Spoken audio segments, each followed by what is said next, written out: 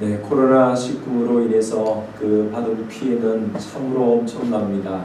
아마 숫자로 계산할 수 없을 만큼 엄청난 것입니다. 우리가 일상이 다 멈춰 서 있다 이런 말을 합니다. 평소에도 자연스러운 모임이 이제는 만나지도 못하는 그런 관계가 됐고, 또 출근도 못하고, 또 정상적인 영업도 못하고, 교회는 제대로 예배도 드리지 못하는 이런 상황에 놓였습니다. 이것은 한 지역, 한 국가만의 문제가 아닐 것입니다. 지금 전 세계 모든 인류에 어려움이 다가왔습니다. 각 국가에 나가 있는 선교사들도 지금 여러 가지 어려운 상황들을 이야기하고 있더라고요.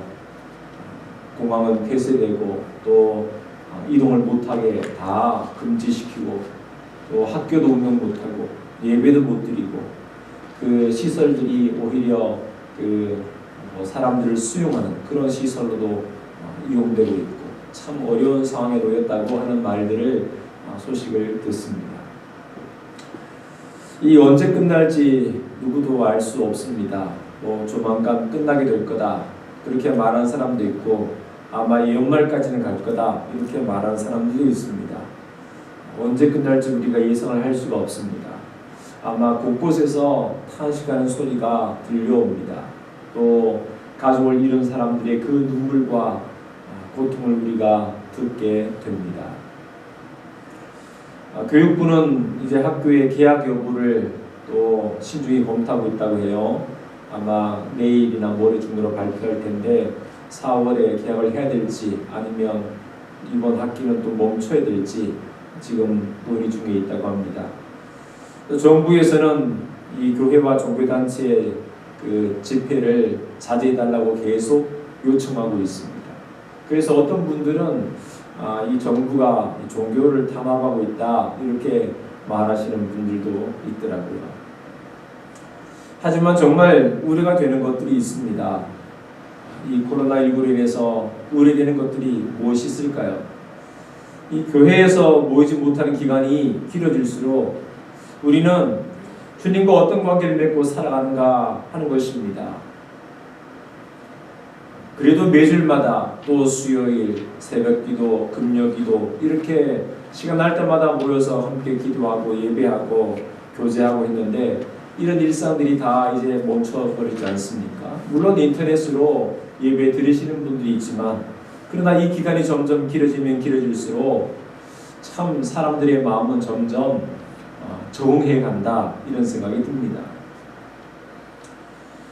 주님은 언제나 우리와 함께 하시지요. 왜냐하면 우리 모두가 주님을 모시는 성전이기 때문입니다. 때문에 내가 어디에 있건 내가 무슨 일을 하건 주님과 깊은 교제 가운데 우리가 살아야 합니다. 주님과의 관계가 소홀하면 안 되는 것입니다.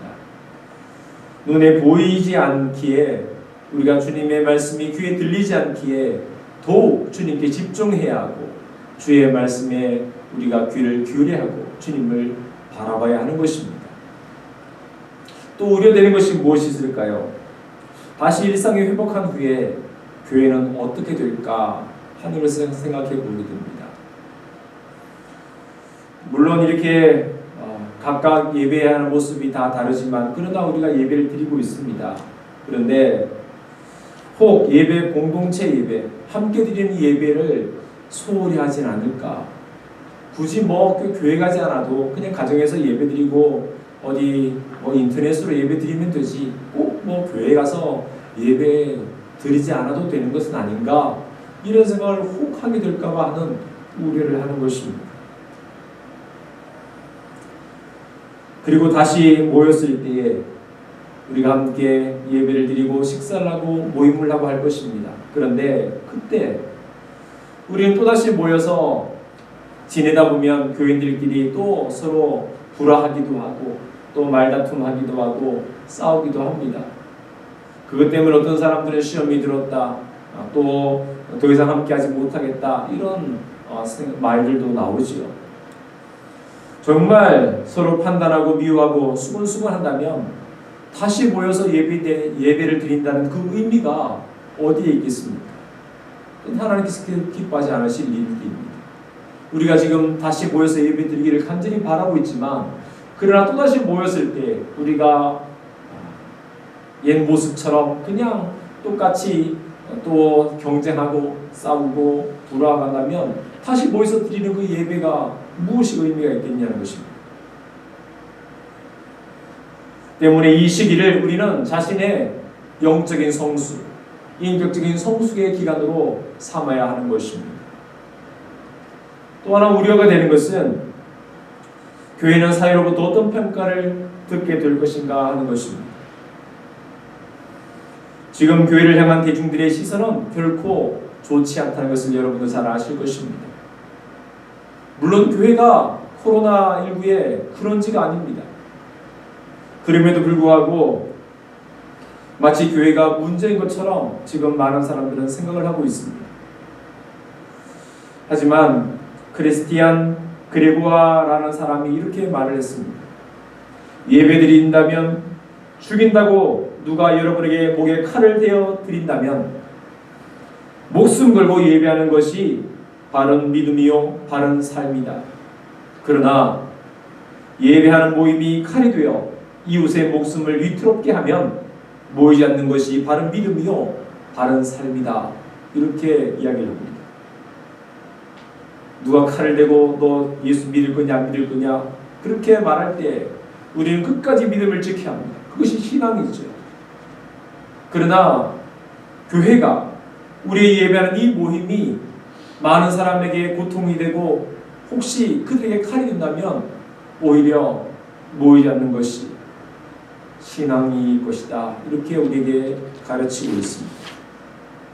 교회는 사회로부터 동떨어져 있는 곳이 아닙니다. 세상 속에 살면서 빛을 비춰야 하고 소금처럼 녹아야 하는 것입니다. 때문에 지금의 자제와 수칙을 우리가 잘 지킴으로 우리가 다가오는 시간에 사회로부터 인정을 받는 그런 교회가 되어야 하는 것입니다. 참으로 지금은 인내의 시간입니다. 인내는 연단을 낳고 연단은 소망을 이룬다고 주님께서 말씀하셨습니다. 무엇보다 이 코로나19라는 이 사건을 통해서 신앙의 관점에서 우리가 무엇을 생각해야 될 것인가를 우리는 다시 기억해야 합니다. 오늘 성경 우리에게 그 진리를 말씀하고 있습니다. 첫 번째 진리는 죄의 심각성입니다. 우리가 코로나19의 심각성을 몸소 체험하고 있지 않습니까? 이 전염병에 많은 사람들은 굴복된 상태입니다. 아니 전 세계가 굴복되어 있는지도 모릅니다. 코로나19에 걸렸다가 완치 판정을 받는 사람도 있지만 그러나 속속 이 감염자는 늘어나고 있습니다. 도저히 따라잡을 수 없을 만큼 계속해서 확진자가 늘어나고 있다는 것입니다. 그런데 성경은 이 피조 세계가 허무한 데 굴복하고 있다고 말합니다. 또 썩어짐의 종으로 타고 있다고 말씀하고 있습니다. 허무, 또 썩어짐, 이것은 결국 죄로 인한 타락의 모습입니다. 이 세상은 죄로 인해서 타락되었고 모두가 다 굴복되었습니다. 이 죄는 코로나 바이러스보다 더 무섭고 더 강력하게 힘이 있습니다. 사람들에게 영향을 미치고 있는 것입니다. 모든 인간은 죄의 권세에 붙잡혀 있다고 말씀합니다. 모든 사람이 죄를 지었기 때문에 하나님께서 주셨던 본래의 영광스러움에서 벗어났다, 잃어버렸다고 성경은 단언하고 있습니다. 우리 일상 속에서 일어나는 수많은 일들이 죄와 연관된 일들입니다. 우리는 아무렇지 않게 행동했던 이 일들이 가만히 살펴보면 결국 죄와 연관이 되어 있다는 것입니다. 1996년 1월 23일 미국 캔자스주 의회가 열렸습니다. 그 의회 개회식에 조 라이트 목사님을 초대해서 개회사를 좀 부탁드렸습니다. 목사님 오셔서 우리 의회가 열리는데 개회사를 좀 해주십시오. 초대를 했어요. 사람들이 이제 목사님이 그냥 뭐 일상적인 조언, 일상적인 개회사 잘 여러분 하십시오, 뭐 이렇게 할 줄 알고 기대하고 있었는데 전혀 뜻밖의 목사님의 기도가 들렸습니다. 그분의 기도가 이러했습니다. 이 기도는 주의 심각성을 우리에게 가르쳐주고 있습니다. 하늘의 하나님, 우리는 오늘 하나님의 용서를 원하고 인도하심을 구하기 위해 오늘 이곳에 왔습니다. 우리는 악을 선하다고 말하는 자는 화가 있도다는 주의 말씀을 기억합니다. 그런데 우리가 바로 이 말씀대로 합니다. 우리는 영적인 균형을 잃고 가치관이 뒤집혀져 있습니다. 우리는 당신 말씀인 절대적인 진리됨을 업신여겼습니다. 그러면서 그것을 가원주의라 불렀습니다. 다른 신들을 섬기면서 그것을 가문화주의라고 불렀습니다. 우리는 성적인 타락을 인정해주며 그것을 또 다른 라이프 스타일이라고 불렀습니다. 우리가 가난한 사람들의 것을 빼앗으면서 로또 당첨이라고 칭했습니다. 우리는 게으름을 보상하며 이것을 복지라고 불렀습니다. 우리는 태 속의 아기를 죽이면서 이것을 부모의 선택이라고 칭합니다. 우리는 불법 낙태 시술자를 연호하며 그것을 정당성 있는 것이라고 말했습니다. 우리는 자녀를 훈육하고 가르치는 데 소홀히 하면서 이것을 그들의 자존감을 세우는 것이라고 불렀습니다. 우리는 권력을 남용했습니다. 그러면서 그것을 정치라고 불렀습니다.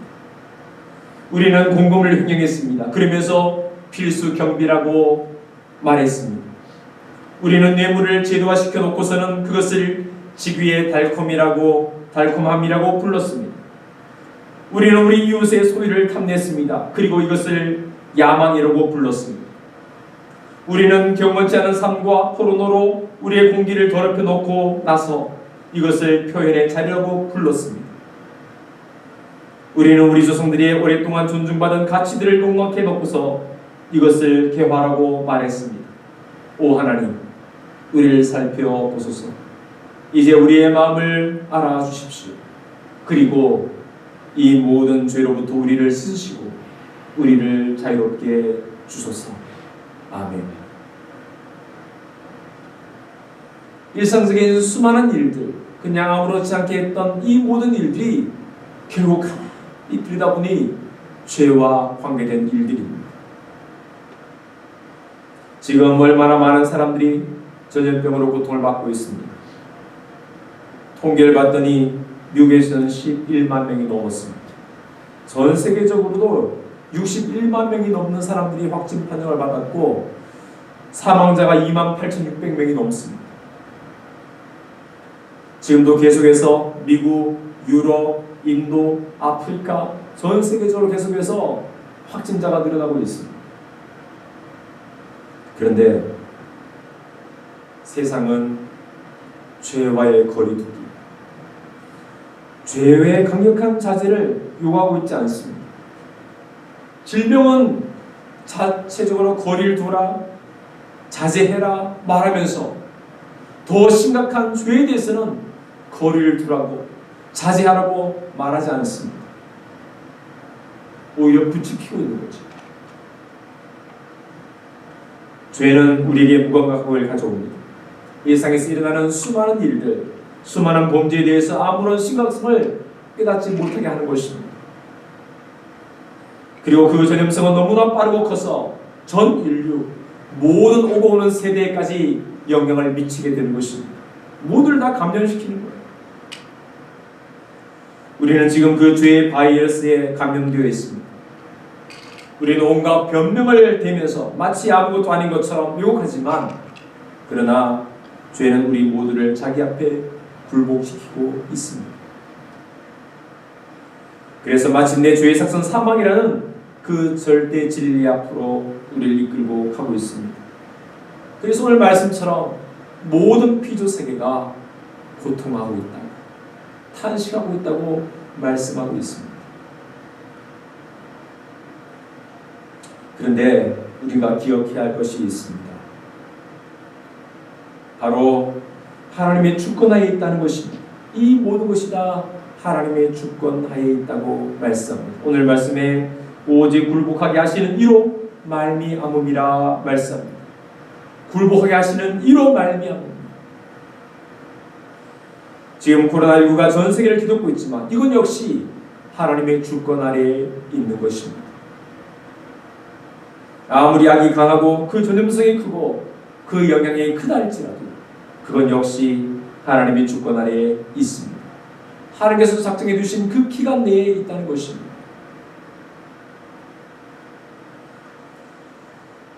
오늘 말씀을 통해서 받는 두 번째 진리는 예수 그리스도의 보혈의 능력입니다.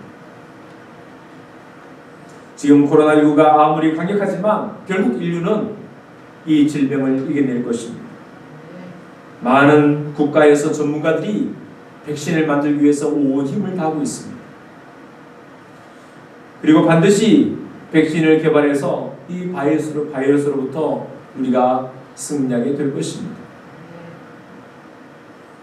마찬가지로 전 인류를 죽음과 멸망으로 이끌었던 그 죄가 아무리 강력하고 아무리 무섭고 아무리 힘이 있다 할지라도 그 모든 죄를 멸하시고 해방시키시는 하나님의 놀라우신 계획, 온 인류를 향하신 하나님의 선하신 뜻이 열려져 있다는 것입니다. 그것은 바로 하나님의 아들 예수 그리스도의 피 흘리심입니다.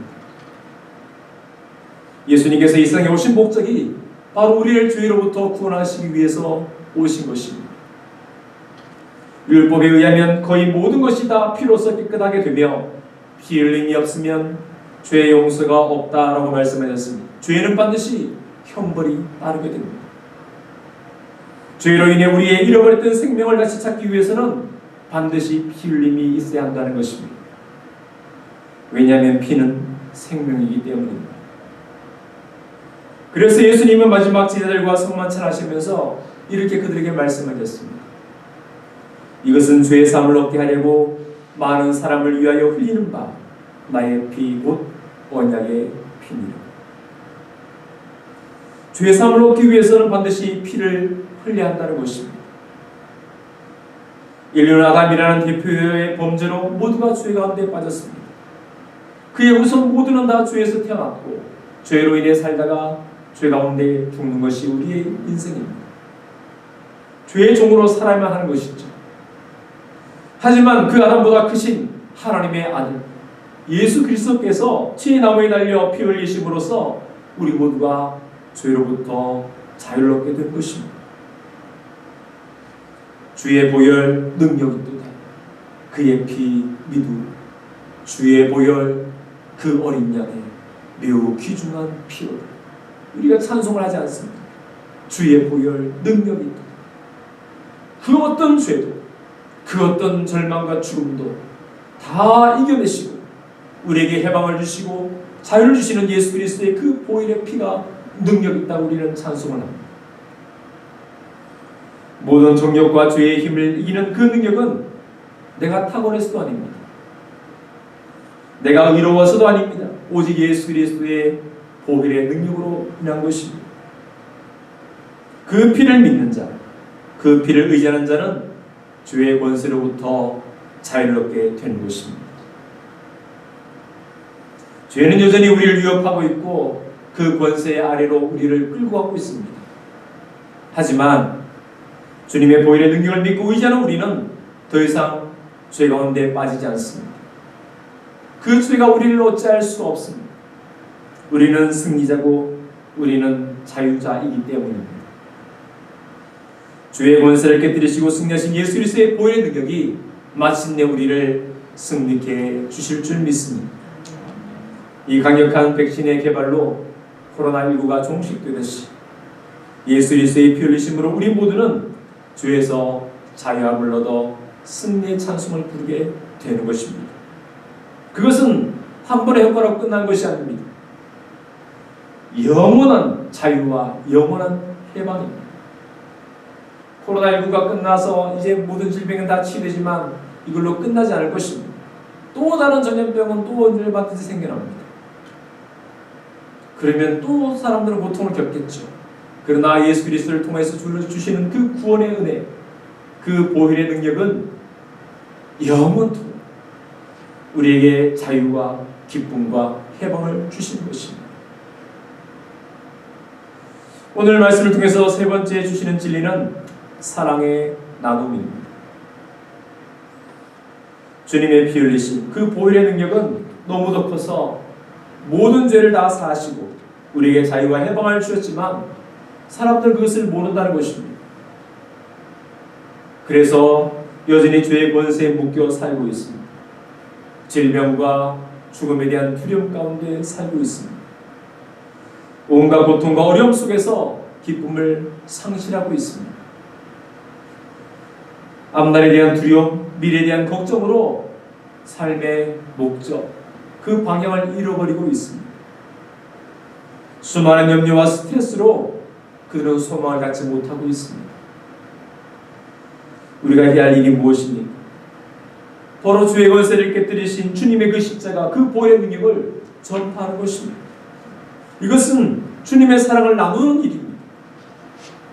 우리를 구원하시기 위해서 그 아들까지 내놓으신 하나님의 그 놀라우신 사랑, 죄 가운데 있는 우리들을 건져내시려고 자신을 희생하신 예수 그리스도의 사랑을 나누는 것이 바로 복음을 전하는 일인 것입니다. 하나님을 예배하기 위해서 우리는 이 자리에 모였지 않습니까? 또 예배 처소에서 우리가 함께 모여 있습니다. 그것은 바로 우리가 주님의 사랑을 받은 사람이기 때문에 가능한 것입니다. 우리 모두는 다 주님의 사랑을 받은 사람들입니다. 주님이 나를 사랑해 주셨기에, 그 사랑을 경험했기에 우리가 예배 자리에 나와서 주님 앞에 예배를 드리고 있는 것입니다. 혹 내게 뭔가 놀라운 기적을 베푸시지 않으셔도, 또 내 문제를 해결해 주지 않으셔도, 내 기도에 즉각적 응답을 해주지 않으셔도, 내 손을 붙잡아 내 손에 잡히는 그런 복을 주지 않으셔도, 지금 내가 주님 앞에 나와 예배할 수 있는 것은 그 사랑을 알기 때문입니다. 주님이 나를 사랑하셨다는 것을 알기 때문에 비록 힘들고 어려워도 우리가 주님 앞에 나와 예배하는 것입니다. 그렇다면 우리가 그 사랑을 나누어야 합니다. 생명의 복음을 나누는 일, 이것이 내 삶의 최우선의 목적이 되어야 하는 것입니다. 또한 우리는 실제적으로 삶 속에서 고통받고 있는 이웃을 돌봐야 하는 것입니다. 나를 주님의 자녀로 부르셨을 뿐만 아니라 우리는 주님의 몸된 교회의 공동체로서, 지체로서 부름을 받았습니다. 지체란 것은 상호 의존적인 존재라는 의미입니다. 혼자서는 살아갈 수가 없는 것입니다. 여러분, 배가 고프다고 생각해 보십시다. 배에서 신호를 보냅니다. 배가 고프다. 꼬록꼬록 소리가 나죠. 그러면 머리에서 지시를 하지 않습니다. 눈을 통해서 음식을 보게 하고, 발로 걸어가서 손으로 그것을 붙잡아서 요리를 하든지 만들든지 사 먹든지 합니다. 그리고 그것을 입에다 넣습니다. 입은 그것을 씹어서 목으로 넘깁니다. 이렇게 온몸이 서로서로 도와가면서 몸을 지탱하는 것입니다. 이것이 지체입니다. 우리는 완전하지 않습니다. 그래서 서로의 필요를 채워주는 것입니다. 사도 바울은 갈라디아 교회에 편지하면서 이렇게 명령했습니다. 여러분은 서로 짐을 짐으로써 그리스도의 사랑의 법을 실천하십시오. 서로의 짐을 져줌으로써 그리스도의 법, 그 사랑의 법을 실천하라고 명령하고 있습니다. 이것은 나 혼자만의 신앙이 아니라 서로 책임지는, 상호 책임적인 존재임을 가르치고 있는 것입니다. 그런데 이것은 성도들만의 관계가 아닙니다. 우리는 세상에 대하여도 책임 있는 존재들입니다. 그리스도인이라는 것은 이 세상에 대해도 책임 있는 사람이라는 것입니다. 세상의 고통 가운데 있을 때 우리는 그들과 함께하는 것입니다. 그들이 헐벗어질 때 우리는 옷을 입혀야 하는 사람들입니다. 주님께서 최후의 심판 때 이렇게 말씀하셨습니다. 염소와 같은 사람, 부류에 있는 사람, 양과 같은 부류에 있는 사람을 나누시고서 그 양편에 있는 사람들을 향해서 이렇게 칭찬하셨습니다. 내 아버지께 복을 받은 사람들아, 와서 창세전부터 너희를 위하여 준비한 이 나라를 차지하여라. 너희는 내가 줄일 때에 내게 먹을 것을 주었고, 목말랐을 때에 마실 것을 주었으며, 나그네로 있을 때 영접하였고, 헐벗었을 때 입을 것을 주었고 병들었을 때 돌보아 주었고 감옥에 있을 때 찾아와 주었다. 그랬더니 그들이 말하죠. 언제 저희들이 그렇게 했습니까?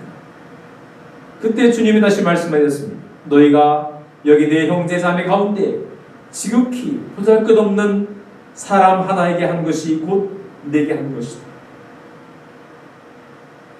지금 수많은 의료진과 공무원들 또 일선에서 땀 흘리며 헌신적으로 이 코로나19를 막는 사람들이 있습니다. 또 반대로 전염병으로 인해서 직장을 잃고 밥을 먹지 못하고 고통 가운데 살아가는 이웃들도 있습니다. 내일을 바라보지 못하는 사람들에게 우리는 사랑을 나누어야 합니다. 어떤 형제나 자매가 헐벗고 그날 먹을 것조차 없는데 여러분 가운데서 누가 그들에게 말하기를 평안히 가서 몸을 따뜻하게 하고 배부르게 먹으십시오 하면서 말만 하고 몸에 필요한 것들을 주지 않는다면 무슨 소용이 있겠습니까? 이와 같이 믿음의 행함이 따르지 않으면 그 자체만으로는 죽은 것입니다.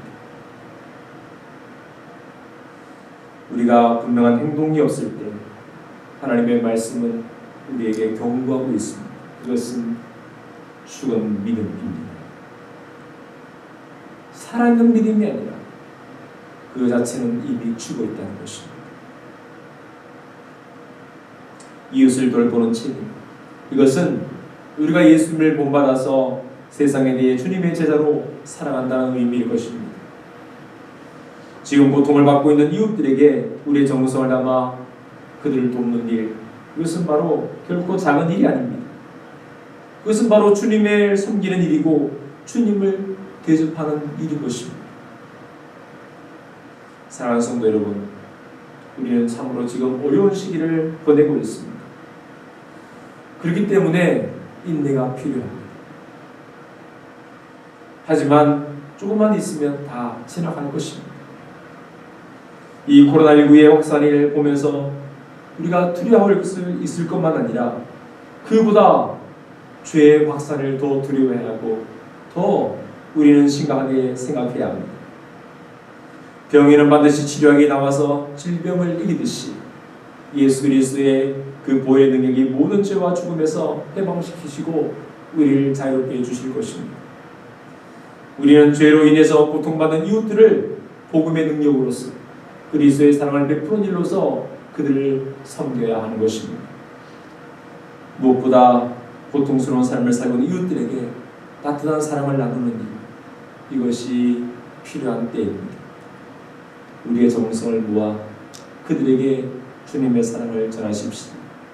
이웃들에게 소망을 주는 삶을 살아가십시오. 모두가 다 탄식하고 고통하는 이때에 주님을 섬기고 따르는 우리들이 진정한 사랑의 끈을 보이는 그런 삶이 되기를 간절히 바랍니다. 기도드리겠습니다. 은혜로우신 하나님, 온 세상 만물이 다 고통하고 실망하고 있는 때입니다. 특별히 전염병으로 인해서 많은 사람들이 절망하고 두려워하고 있습니다. 그러나 정말 우리가 두려워할 것은 이 전염병이 아니라 바로 죄라는 것을 알게 도와주시고 예수 그리스도의 그 보혈의 능력이 모든 죄와 사망으로부터 우리를 구원하셨음에 찬송하며 주님을 높이 하여 주시옵소서. 무엇보다 주님의 이 크신 놀라운 사랑을 우리가 증거하기를 원합니다. 특별히 고통받는 이웃들에게 그리스도의 사랑을 베푸는 일에 우리가 한마음 한뜻이 될 수 있도록 도와주시옵소서. 그들 모두가 주님의 사랑으로 회복되며 소망을 갖고 이 땅을 살아갈 수 있도록 주님 도와주시옵소서. 예수님의 이름으로 기도드리옵나이다. 아멘.